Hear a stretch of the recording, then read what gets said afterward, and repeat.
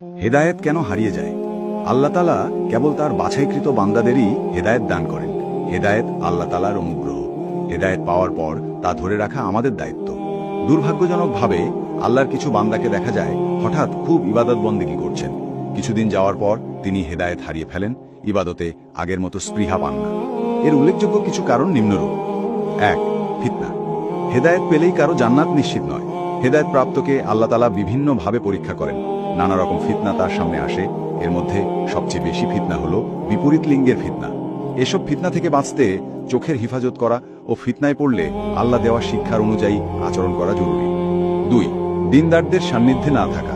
অনেকে হেদায়েত পাওয়ার পর ব্যক্তি জীবনে কেবল নামাজকে ধরে রাখেন, ইসলামের ফরজ জ্ঞানার্জনের চেষ্টা করেন না, দিনী মজলিসগুলোতে যান না, আলেমদের সাথে থাকেন না।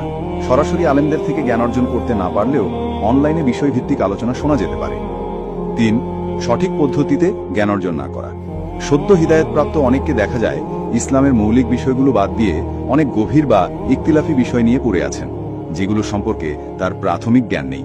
কেউ হয়তো নাস্তিকদের সাথে তর্কে জড়াচ্ছে, কেউ বা শিয়া রাফেজিদের নিয়ে পড়াশোনা করে বিভ্রান্ত হচ্ছে। অথচ প্রত্যেকের জন্য জরুরি হলো দ্বীনের মৌলিক বিষয় যেমন ঈমান, আকীদা, সালাত, পবিত্রতা, কোরআন, হাদিস, আখলাক ইত্যাদি বিষয়ে জ্ঞান অর্জন করা। ৪. অহংকার করা।